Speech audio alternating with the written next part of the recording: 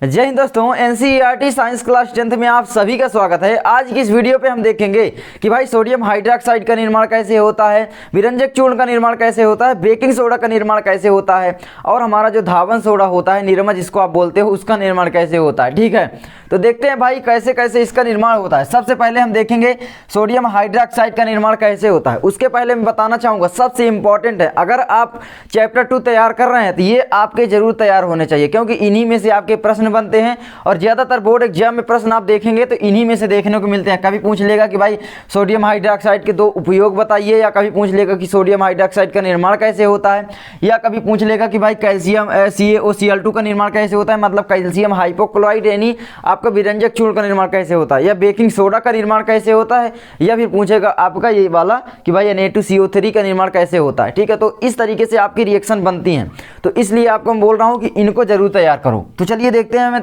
इसको बताते हैं। सबसे पहले हम देखते हैं कि भाई सोडियम हाइड्रोक्साइड का निर्माण कैसे होता है। तो शुष्क देखिए, सोडियम हाइड्रोक्साइड का निर्माण हमारा जो नमक होता है आप जानते होंगे। ठीक है, तो NaCl के जलीय विलयन से विद्युत धारा प्रवाहित करते हैं। जब NaCl के जलीय विलयन होता है, उसमें यहाँ पर देखिए जलीय विलयन भरा हुआ है पूरा यहाँ तक। ठीक है, इस तरीके से इस पात्र में मान लीजिए पूरा भरा हुआ है। तो NaCl का जो जलीय विलयन, समझ रहे हो कि भाई नमक को हम जल में घोल दें और इस पात्र में डाल दें और उसमें फिर विद्युत धारा प्रवाहित करें, तो फिर अगर उसमें से क्या होगा कि भाई गैस और कहीं से निकलेगी नहीं, तो यहाँ से क्लोरीन गैस निकलेगी, यहाँ से हाइड्रोजन गैस निकलेगी और यहाँ आपका ये क्लोरीन निकलेगी, और यहाँ पर आपका क्या हो जाएगा कि आपका ये सोडियम हाइड्रोक्साइड निक्षेपित हो जाएगा यहाँ पर। ठीक है, तो इस तरीके से इसका निर्माण होता है। तो देख सकते हैं यहाँ पर आप लिख सकते हैं कि शुष्क बुझे हुए चूने, वेरी सॉरी, तो यहाँ पर आप लिख सकते हैं कि जब नमक के विलयन से, नमक के जलीय विलयन से यानी NaCl के जलीय विलयन से, या ऐसे बोल सकते हैं कि जब साधारण नमक के जलीय विलयन से विद्युत धारा प्रवाहित की जाती है, तब यह टूटकर सोडियम हाइड्रोक्साइड, क्लोरीन गैस एवं हाइड्रोजन गैस का निर्माण करता है, जिस प्रक्रिया को क्लोर क्षार प्रक्रिया कहते हैं। इसका कारण यह है कि क्लोर क्षार इसलिए कहते हैं क्योंकि आपका ये क्षार होता है सोडियम हाइड्रोक्साइड, प्रबल क्षार मैंने आपको बताया था, यानी OH। ठीक है, और दूसरी बात आपका ये क्लोरीन गैस निकलती है, तो इसलिए इसको क्लोर क्षार प्रक्रिया बोलते हैं, क्लोरीन। ठीक है, तो ये होती है, और वो तो हाइड्रोजन है ही है। तो इस तरीके से इसका निर्माण होता है। अब यहाँ पर थोड़ा सा समझ लीजिए कि भाई यहाँ पर एक हमने मान लीजिए पात्र रखा, पूरा कांच का हो सकता है किसी का, तो पात्र में हमने नमक को घोल दिया। ठीक है, नमक का जलीय विलयन हो गया उसमें, फिर उसमें विद्युत धारा प्रवाहित करेंगे। भाई एक पॉजिटिव होता है टर्मिनल, एक निगेटिव होता है। आप जानते होंगे पॉजिटिव वाला जो होता है वो एनोड होता है और निगेटिव वाला आपका कैथोड होता है। ठीक है, तो इसको मैंने लिखा नहीं है, आप नामकरण कर सकते हैं। कैथोड होता है ये, ठीक है, और ये आपका एनोड होता है। क्या होता है? एनोड। तो इस तरीके से आपका हो जाता है। जैसे बैटरी आप देखेंगे उसमें भी 2 टर्मिनल होते हैं। ठीक है, तो बैटरी में भी 2 टर्मिनल होते हैं, एक पॉजिटिव होता है, एक निगेटिव होता है। इसी तरीके से इसमें भी 2 टर्मिनल हैं। तो आप देख सकते हैं, तो इस तरीके से इसका निर्माण होता है कि भाई पॉजिटिव टर्मिनल से विद्युत धारा प्रवाहित किए, निगेटिव दोनों का। ठीक है, नमक के जलीय विलयन में डाल दिए उनको, और फिर आपका यहाँ पर निर्माण होता है। ठीक है, तो इस तरीके से इसका निर्माण होता है भाई। और यहाँ पर देख सकते हो कि देखिए यहाँ पर आपकी क्लोरीन गैस निकल रही है, कहाँ पर? एनोड पर। क्लोरीन गैस आपकी एनोड पर मुक्त होती है, जबकि हाइड्रोजन गैस कैथोड के तरफ होती है, तो कैथोड पर मुक्त होती है। इस तरीके से हो जाता है। तो बस इसको आप आसानी से बना सकते हैं। यहाँ से हमने नमक का घोल डाला, आपका NaCl का घोल पूरा डाल दिया, उसके बाद यहाँ से ये जाते हुए जाएगा और इसमें विद्युत धारा पहले से ही हमने लगा दी है। ठीक है, और इसमें से जब निकलेगा तो नमक का घोल यहाँ से निकलेगा, यानी सोडियम हाइड्रोक्साइड के साथ। ठीक है, नमक का घोल निकलेगा और यहाँ पर आपका कैथोड पर हाइड्रोजन गैस निकलेगी। अगर तुमको हाइड्रोजन गैस बनाने के लिए बोल दिया जाए तो भी आप इसी क्रिया को कर सकते हो कि भाई पूछ सकता है ना कि हाइड्रोजन गैस का निर्माण कैसे होता है। मान लीजिए एग्जाम में आ गया प्रश्न, तो इसी प्रक्रिया का आप उपयोग बता देंगे तो आपका आसानी से हो जाएगा। क्लोरीन का भी पूछे तो इसी प्रक्रिया को आप बता सकते हैं। ठीक है, तो एक साथ 3-3 मतलब आप बाण मार रहे हैं, एक साथ 3-3 निशाना मार रहे हैं, देख सकते हो। ठीक है, तो आगे बढ़ते हैं अब। तो इसको आई होप आप समझ गए होंगे आसानी से। अब दूसरा सबसे इंपॉर्टेंट होता है CaOCl2 यानी कैल्शियम ऑक्सीक्लोराइड, या बोला जाता है कैल्शियम हाइपोक्लोराइड। ये क्या होता है? कैल्शियम हाइपोक्लोराइड ये होता है आपका विरंजक चूर्ण। तो विरंजक चूर्ण का निर्माण देखते हैं कैसे होता है। इसको हम मिटा दें। ठीक है, तो इसको आप नोट कर सकते हैं, इस तरीके से आपके बुक में भी दिया गया है। तो चलिए इसको हम मिटा देते हैं। अब इसका निर्माण तो आप जान गए, अब इसका उपयोग थोड़ा सा देख ले। ठीक है, तो इसका उपयोग पूछ सकता है, तो वही आपका कागज़ बनाने के उपयोग आ सकता है। जो क्लोरीन गैस होती है वो आपका जो आपका गंदा जल होता है उसको साफ़ करने के लिए प्रयोग में लाई जाती है। या क्लोरीन गैस एक ऐसी गैस है जो कि मान लीजिए कि वायुमंडल से विषैली गैसों को हटाने के लिए भी प्रयोग में लाई जा सकती है क्लोरीन गैस, ठीक है। या हाइड्रोजन गैस को ईंधन के रूप में, आप जानते हैं हाइड्रोजन में आग पकड़ लेती है तो ईंधन के रूप में प्रयोग कर सकते हैं। तो इस तरीके से आपका ये इसका उपयोग हो जाता है, ठीक है। तो इस तरीके से इसका उपयोग आप लिख सकते हैं। इसके बाद आपका आ जाता है CaOCl2 यानी कैल्शियम आपका हो जाता है विरंजक चूर्ण। तो विरंजक चूर्ण का निर्माण बता सकते हैं कैसे होता है, विरंजक चूर्ण, ठीक है। तो ये आपका हो जाता है। देखिए रासायनिक नाम पूछ ले कभी कि विरंजक चूर्ण का रासायनिक नाम बताइए, तो विरंजक चूर्ण का रासायनिक नाम होता है CaOCl2 यानी कैल्शियम ऑक्सीक्लोराइड या कैल्शियम हाइपोक्लोराइड, दो नाम से जाना जाता है। या इसका पूछ ले कि भाई सोडियम हाइड्रोक्साइड यानी आपका पूछ ले इसका नाम रासायनिक, तो यही सोडियम हाइड्रोक्साइड हो जाता है। और इसको बोला जाता है आपका बेकिंग, क्या बोला जाता है, बेकिंग सोडा, बेकिंग सोडा बोला जाता है। तो ये आपका बेकिंग सोडा हो जाता है। और उसके बाद ये आपका हो जाता है धावन सोडा, क्या हो जाता है, धावन सोडा। तो इस तरीके से आपका ये हो जाता है धावन सोडा। अब इसका निर्माण कैसे होगा, कैल्शियम ऑक्सीक्लोराइड, ठीक है, यानी CaOCl2 का निर्माण कैसे होता है। मैंने आपको एक नोट्स में बताया था, तो वो नोट्स मैं उठा लेता हूँ थोड़ा सा, ठीक है। तो देख सकते हैं, मैं आपको थोड़ा दिखा दूँ, इसमें से आसानी से बता सकता हूँ मैं। तो देख सकते हैं यहाँ पर विरंजक चूर्ण का निर्माण मैंने आपको दिखाया था, आप देख सकते हैं। तो यहाँ पर होता क्या है कि जब शुष्क बुझे हुए चूने पर, क्या कहते हैं, शुष्क बुझा हुआ चूने पर, बुझा हुआ चूना कैसे बनता है अभी बताते हैं। शुष्क बुझे हुए चूने पर क्लोरीन की अभिक्रिया से, मतलब जब शुष्क बुझा हुआ चूना होता है, क्लोरीन की अभिक्रिया जब उसमें होती है तब जाकर CaOCl2 का निर्माण होता है और जल का निर्माण होता है। यहाँ पर मैं आपको बता दूँ, अगर देखिए यहाँ पर जैसे कि होगा, मान लीजिए इसका निर्माण कैसे होगा, ठीक है। निर्माण हम यहाँ पर लिखते हैं, कैसे होगा निर्माण आप बता सकते हैं कि भाई आपके क्या बोला कि शुष्क बुझे हुए चूने पर क्लोरीन की अभिक्रिया से हमारा CaOCl2 का निर्माण होता है। लेकिन उसके पहले यहाँ पर आप थोड़ा सा देखिए कि भाई बुझा हुआ चूना कैसे बनता है। आप जानते होंगे जो कैल्शियम होता है वो ऑक्साइड, कैल्शियम ऑक्साइड जो है वो क्या है, बिना बुझा हुआ चूना है। अगर ये कैल्शियम में ऑक्सीजन की परत चढ़ जाती है, जैसे कैल्शियम ऑक्सीजन से अभिक्रिया करता है, तो ये आपका बन जाता है CaO, आप जानते होंगे। उसके बाद आपका फिर पुनः कैल्शियम ऑक्साइड जो है वो कैल्शियम ऑक्साइड जो है वो किससे अभिक्रिया करता है, जब जल से अभिक्रिया करता है यानी H2O से अभिक्रिया करता है, तो ये बुझा हुआ चूना यानी आपका बन जाता है, ये आपका बन जाता है कैल्शियम हाइड्रोक्साइड CaOH का ट्वाइस। इतना तो आपको पता होगा। उसके बाद अब क्या होगा, उसके बाद देखिए कैल्शियम हाइड्रोक्साइड बन जाता है, वो आपका अलग है। कैल्शियम कार्बोनेट कैसे बनाएंगे, तो इसमें कार्बन डाइऑक्साइड गैस प्रवाहित कर सकते हैं, ठीक है। तो ये आपका कार्बन डाइऑक्साइड गैस प्रवाहित कर दीजिए तो कैल्शियम कार्बोनेट बन जाएगा। उसके बाद कैल्शियम इस तरीके से आपको बता देते हैं CaOH का ट्वाइस आपका हो जाता है, प्लस आप कार्बन डाइऑक्साइड लेंगे तब इसमें बनेगा आपका कैल्शियम कार्बोनेट भी बन जाएगा CaCO3, ठीक है, CaCO3। तो इसका निर्माण भी पूछे तो इस तरीके से देखिए एक तरफ से आप कर सकते हैं। फिर इसमें से आप अधिक मात्रा में कार्बन डाइऑक्साइड गैस प्रवाहित करेंगे, ये आपका सॉलिड हो जाता है तो हमको जल लेना पड़ेगा, तो CaCO3 प्लस आपका H2O हो जाता है, ठीक है, जल ले लेते हैं। उसके बाद हमारा क्या बनता है, कैल्शियम यहाँ पर CaOCO3 यानी H2O बन जाता है, ठीक है। यहाँ पर आपका क्या होगा, यहाँ पर आपका बन जाएगा कैल्शियम हाइड्रोजन क्लोराइड, ठीक है, H क्या हो, कार्बोनेट, हाइड्रोजन कार्बोनेट, ठीक है, ये कैल्शियम हाइड्रोजन कार्बोनेट ट्वाइस हो जाएगा यहाँ पर। तो इस तरीके से इसका निर्माण होता है कैल्शियम हाइड्रोक्साइड का, उसके बाद आपका कैल्शियम कार्बोनेट, उसके बाद आपका कैल्शियम हाइड्रोजन कार्बोनेट का निर्माण हो जाता है। तो इसको मिटाते हैं और अब देखते हैं विरंजक चूर्ण का निर्माण। तो एक साथ मैं बहुत सारी चीज़ें आपको बता देता हूँ ताकि आपको याद रहे, ठीक है। तो अब इतना बस छोड़ते हैं भाई, ठीक है। तो ये इतना हो गया आपका बिना बुझे हुए चूने पर जल की अभिक्रिया से, हाँ इस तरीके से भी लिख सकते हैं। हम जानते हैं कि बिना बुझे हुए चूने पर जल की अभिक्रिया से कैल्शियम हाइड्रोक्साइड का निर्माण होता है, और वही कैल्शियम हाइड्रोक्साइड पर क्लोरीन की अभिक्रिया से विरंजक चूर्ण का निर्माण होता है। आइए देखते हैं। तो यहाँ पर चलिए सबसे पहले यहाँ पर आप लिखेंगे विरंजक चूर्ण को बनाने के लिए क्या होगा, कैल्शियम हाइड्रोजन, यहाँ पर हाइड्रोक्साइड जब लेंगे प्लस यहाँ पर क्लोरीन अभिक्रिया Cl2 गैस लेंगे, तो यहाँ पर आपकी बनेगी CaOCl2 प्लस आपका जल बनेगा। तो इस तरीके से आपका ये विरंजक चूर्ण आपका हो जाता है। क्या है ये, विरंजक चूर्ण। तो आप इसको नोट कर सकते हैं। विरंजक चूर्ण, और इसको बोलने से ही पता चल रहा है, अभी इसको उपयोग भी बताते हैं। और क्लोरीन गैस की अभिक्रिया, क्लोरीन गैस का निर्माण यहाँ पर हुआ था सोडियम हाइड्रोक्साइड के जलीय विलयन में, सोडियम क्लोराइड के जलीय विलयन में विद्युत धारा प्रवाहित करने से आपका क्लोरीन गैस का निर्माण हुआ था, और हाइड्रोजन गैस का भी निर्माण हुआ था। और वही क्लोरीन गैस का निर्माण हम यहाँ पर कर सकते हैं बिना बुझे हुए चूने पर क्लोरीन की अभिक्रिया से हमारा विरंजक चूर्ण का निर्माण हो जाता है। तो एक तरफ से अगर आप पढ़ेंगे तो आसानी से, मुझे नहीं लगता याद करने में आपको दिक्कत होगी। तो इस तरीके से आप इसका नोट कर सकते हैं। अब इसका उपयोग आप समझ लीजिए कि भाई इसमें बोल ही रहा है विरंजक चूर्ण, विरंजक, ठीक है, मतलब विरंजन करने के लिए। विरंजक चूर्ण का मतलब है किसी चीज़ को साफ करने के लिए। और जैसे जल में कीटाणु है तो जल को कीटाणुओं से मुक्त करने के लिए भी इसका प्रयोग किया जाता है, ठीक है। और कागज़ उद्योग में जो है कागज़ के विरंजन के लिए आप लिख सकते हैं, वस्त्र उद्योग में सूती के कपड़ों के विरंजन के लिए।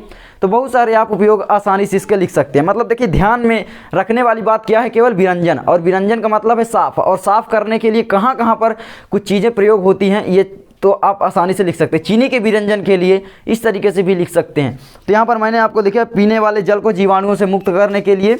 दूसरा आपका ऊन को सिकुड़न रहित बनाने के लिए भी इसका प्रयोग होता है। वस्त्र उद्योग में सूती कपड़ों के विरंजन के लिए, चीनी उद्योग में चीनी के विरंजन के लिए भी इसका उपयोग होता है, ठीक है। और कागज़, आपके कागज़ उद्योग में भी होता है, कागज़ की विरंजन के लिए, कागज़ जो साफ़ हो जाता है, एकदम सफ़ेद आता है इसी के कारण, ठीक है।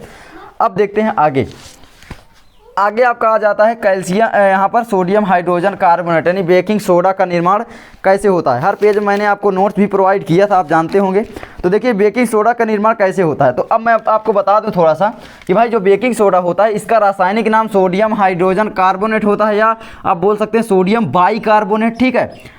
देखिए बाई का मतलब है HCO3, बाई कार्बोनेट HCO3, या हाइड्रोजन कार्बोनेट HCO3, इसको याद कर लो। जैसे कैल्शियम हाइड्रोजन कार्बोनेट आपको बनाना तो CaOH का twice, magnesium hydrogen carbonate MgHCO3 का ट्वाइस, ठीक है, और CaHCO3 का ट्वाइस। जिंक हाइड्रोजन कार्बोनेट या जिंक बाई कार्बोनेट ZnHCO3 का ट्वाइस। तो इस तरीके से सूत्र भी आपका बन जाता है। अब देखिए सोडियम क्लोराइड, इसमें 3-4 पदार्थ लगते हैं। देखिए क्या क्या लगता है मैं आपको बता देता हूँ। देखिए इसको हम मिटा देते हैं। आपका ये हो गया होगा भाई विरंजन चूर्ण का, आपका क्लियर हो गया होगा। अब आगे देखते हैं यहाँ पर किसका, सोडियम हाइड्रोजन कार्बोनेट का, ठीक है। तो सोडियम हाइड्रोजन कार्बोनेट का निर्माण कैसे होता है आइए देखते हैं। तो सोडियम हाइड्रोजन कार्बोनेट का जो निर्माण होगा, ठीक है, निर्माण इसका लिख देते हैं, निर्माण कैसे होगा। तो देखिए सोडियम हाइड्रोजन कार्बोनेट का निर्माण बहुत ही आसान है। यहाँ पर बोला ही गया है सोडियम हाइड्रोजन कार्बोनेट। तो सोडियम हाइड्रोजन कार्बोनेट जो है, ठीक है, तो इसमें क्या होता है कि भाई इसको बोला जाता है बेकिंग सोडा, आप जानते हैं। अब इसमें देखिए मैंने लिखा है कि सोडियम क्लोराइड जल कार्बन डाइऑक्साइड, क्या बोला है, सोडियम क्लोराइड जल कार्बन डाइऑक्साइड। सोडियम क्लोराइड यानी ACl प्लस जल प्लस आपका कार्बन डाइऑक्साइड प्लस अमोनिया के मिश्रण में जब मिश्रण होता है, यानी इनकी आपसी अभिक्रिया होती है, तब हमारा बेकिंग सोडा का निर्माण होता है, यानी NH3। अब यहाँ पर जगह नहीं बची तो मैं यहाँ पर इसका लिख देता हूँ, ठीक है। तो अब क्या होगा, बनेगा तो आपका बेकिंग सोडा बन जाएगा। सबसे पहले बोला ही गया है, तो Na आपका हो जाएगा NaHCO3। उसके बाद आपका क्या बनेगा, उसके बाद आपका बन जाएगा अमोनियम क्लोराइड, ठीक है। तो आपका प्लस बन जाता है NH4Cl, तो अमोनियम क्लोराइड हो जाता है। इसको आप संतुलित करने की कोशिश कीजिए, ठीक है। थोड़ा सा देखते हैं कि आप संतुलित कर पाएंगे कि नहीं। तो अब आगे बढ़ते हैं, तो इसका उपयोग आपको बता देते हैं। तो मैंने लिखा है भाई देखिए इसका उपयोग आसानी से आप बता सकते हैं, लिखने की क्या बात है ना। तो इसका उपयोग कहाँ पर होता है, खाने को शीघ्रता से पकाने के लिए, मतलब हम खाने वाला सोडा इसको बोलते हैं। तो भाई किसी भी चीज़ को जलेबी बनाने के लिए भी इसका प्रयोग किया जाता है। तो लिख सकते हैं जलेबी बनाने के लिए, खाने को शीघ्रता से पकाने के लिए, स्वादिष्ट खस्ता एवं पकौड़े बनाने के लिए, इस तरीके से आप लिख सकते हैं। और यहाँ पर इसका निर्माण आपका धावन सोडा बनाने के लिए भी किया जाता है, मतलब धोने का सोडा बनाने के लिए। तो ये भी आप लिख सकते हैं आसानी से, ठीक है। तो यहाँ पर मैंने लिखा है कुछ उपयोग की रसोई घर में स्वादिष्ट खस्ता पकौड़े बनाने के लिए, तो सिंपल एग्जाम्पल है। दूसरा आपका खाने को शीघ्रता से पकाने के लिए। तीसरा लिखा है यह एक क्षारकीय लवण है। हाँ, यह एक क्या है, क्षारकीय लवण है, बिल्कुल सही बात है, क्षारक है, ठीक है। ये तो क्या है, आपका बेकिंग सोडा क्षारकीय लवण है, जिसके कारण हमें उदर में जब जलन का अनुभव होता है, तो हम इसको हम खा लेंगे तो ये मतलब उसको उदासीन बना देगा और जलन कम हो जाएगी। तो ये एक एंटासिड का संगठक है। तो यहाँ पर मैं लिखा हूँ, देखिए कि यह एक क्षारकीय लवण है, अतः इसका उपयोग दंत क्षरण को रोकने के लिए, उदर की अम्लीयता को उदासीन करने के लिए करते हैं। दंत क्षरण वो आप जानते होंगे, ठीक है, मतलब दांतों का जब क्षरण हो जाता है वो दंत क्षरण कहलाता है। दांत कभी पानी में तो घुलते नहीं, बस वो क्षरण होता है उसका, जब मुँह में अम्ल ज़्यादा आने लगता है, ठीक है, तो ये आपका हो जाता है। आगे देखिए, अब देखते हैं यहाँ पर Na2CO3 इंटू 10H2O का निर्माण, ठीक है। तो इसमें धावन सोडा का निर्माण देख लेते हैं अब। तो इसका आप लिख सकते हैं इस तरीके से इसका निर्माण होता है। आप इस तरीके से लिख लीजिए कि सोडियम क्लोराइड जल, कार्बन डाइऑक्साइड एवं अमोनिया के आपसी अभिक्रिया से सोडियम हाइड्रोजन कार्बोनेट का निर्माण होता है तथा NH4Cl का निर्माण होता है साथ में, ठीक है। तो इस तरीके से लिख सकते हैं। तो इसको बोला जाता है सोडियम हाइड्रोजन कार्बोनेट या सोडियम बाइकार्बोनेट, वो रासायनिक नाम होता है। आगे बढ़ते हैं। तो अब यहाँ पर आपका दिया गया है सोडियम Na2CO3 यानी सोडियम कार्बोनेट। अब सोडियम कार्बोनेट का निर्माण कैसे होगा, ठीक है। तो आपका सोडियम कार्बोनेट का निर्माण जो होगा, अब देखिए यहाँ पर थोड़ा सा कि सोडियम कार्बोनेट का निर्माण कैसे होगा, इसको मिटा देते हैं हम। बस सिंपल है, जो आपने बनाया अभी ना यानी NaHCO3 आपने बनाया, इसका देखिए क्या करेंगे, जब इसको गर्म करेंगे, ठीक है, सिंपल सी बात है, अगर किसी भी हाइड्रोजन कार्बोनेट को गर्म करेंगे तो वो किस में टूट जाता है आपका, सबसे पहले अपने कार्बोनेट में टूटेगा, यानी आपका हो जाएगा Na2CO3 में टूट जाएगा, Na2CO3 में टूट जाएगा। देखिए यहाँ पर 2Na3 वो आप संतुलित कर लेना क्योंकि 2 सोडियम हो गया, प्लस आपका कार्बन डाइऑक्साइड, फिर यहाँ पर गैस रिलीज होगी और फिर जल तो आपका निकलेगा ही। तो बस ये आपका जल हो जाता है। तो इस तरीके से ये टूट जाता है, देख सकते हैं। जब सोडियम हाइड्रोजन कार्बोनेट या बेकिंग सोडा को गर्म करते हैं तब यह सोडियम कार्बोनेट कार्बन डाइऑक्साइड या जल में टूट जाता है। फिर उसके बाद इसका जल इसमें और आपका क्रिस्टलन का जल डाल दिया जाता है, जिसके कारण आपका धावन सोडा का निर्माण होता है। अब देखिए अभी धावन सोडा नहीं बना, अभी Na2CO3 प्लस आपका 10H2O तो आपका 10H2O बनेगा, तब जाकर आपका बनेगा Na2CO3 इंटू 10H2O। इस तरीके से आपका हो जाता है। तो देखिए मैं इसकी परिभाषा आपको इसमें से बता देता हूँ। लिख सकते हैं आप कि जब बेकिंग सोडा को गर्म करते हैं तो सोडियम कार्बोनेट का निर्माण होता है, ठीक है। कैसे होता है, Na2CO3 के पुनः क्रिस्टलन से। जब हम बेकिंग सोडा को गर्म करते हैं तब सोडियम कार्बोनेट का निर्माण होता है। सोडियम कार्बोनेट का निर्माण जब हो जाता है तब क्या होता है, सोडियम कार्बोनेट का निर्माण हो जाता है तब आपका जब जल इसमें डाला जाता है, यानी जल के पुनः क्रिस्टलीकरण से, क्रिस्टल मतलब लवण के एक सूत्र इकाई में जल के अणुओं की संख्या को क्रिस्टलन का जल कहते हैं। इसमें कितना क्रिस्टलन का जल है, 10 है। तो बस ये आपका हो जाता है धावन सोडा का निर्माण। अब इसका उपयोग कहाँ पर होता है, घरों में साफ़ सफाई के लिए किया जा सकता है, कागज़ उद्योग में भी इसका उपयोग होता है, कांच उद्योग में भी इसका उपयोग होता है। तो कई जगह पर इसका उपयोग होता है, तो आसानी से इसको लिख सकते हैं, ठीक है। अब यहाँ पर देखिए इसका उपयोग कांच, साबुन एवं कागज़ जैसे उद्योगों में होता है। जल की स्थायी कठोरता को हटाने के लिए, साफ़ सफाई करेंगे तो जल की स्थायी कठोरता तो हटाएंगे ही। तो इस तरीके से तुम्हारा ये सब कुछ हो जाता है। बहुत ही इंपॉर्टेंट था, इसीलिए मैं सोचा कि एक वीडियो में पूरा आपको क्लियर करवा देता हूँ। आई होप वीडियो अच्छी लगी होगी, ठीक है। तो अब एक बार क्या दोहराएंगे, अब एक बात और है कि यहाँ पर सोडियम हाइड्रोक्साइड का निर्माण एक आपने और क्रिया पढ़ा होगा कि भाई जब आपका सोडियम लेते हैं, कोई धातु सोडियम लेते हैं, ठीक है, तब और यहाँ पर जल में इसको डालते हैं सोडियम धातु को, तब ये सोडियम हाइड्रोक्साइड का निर्माण हो जाता है, यानी OH का। तो इस तरीके से भी कर सकते हैं, इस क्रिया को भी लिख सकते हैं। अगर पूछ ले आपको ये दूसरी वाली क्रिया भूल जाए, ठीक है। इसी तरीके से आपका कैल्शियम का यहाँ पर सोडियम हाइड्रोजन कार्बोनेट जब बनता है तो कैसे बनता है, एक क्रिया आपने चैप्टर नंबर 2 में ही पीछे पढ़ी है, ठीक है। तो वहाँ पर आप जाकर देख सकते हैं धातु हाइड्रोजन कार्बोनेट की अभिक्रिया जब हम अम्ल से करवाते हैं। तो धातु कार्बोनेट या धातु हाइड्रोजन कार्बोनेट की अभिक्रिया जब अम्ल से करवाते हैं तो कार्बन डाइऑक्साइड बनता है, लवण कार्बन डाइऑक्साइड एवं जल का निर्माण होता था। तो आपने पढ़ा होगा उसको। तो सब चीज़ें आप अपने दिमाग में इधर उधर से रखिए बस, और ये नहीं कि आप रटते रहिए, बिल्कुल नहीं, इधर उधर से पढ़ते रहो और सब कुछ आप आसानी से समझ जाओगे। तो आई होप वीडियो अच्छी लगी होगी। अगर वीडियो अच्छी लगी तो प्लीज़ वीडियो को लाइक कर दीजिए, और चैनल पर नए हो तो चैनल को सब्सक्राइब ज़रूर करो, बेल घंटी दबाओ, और मिलते हैं फिर नेक्स्ट वीडियो में।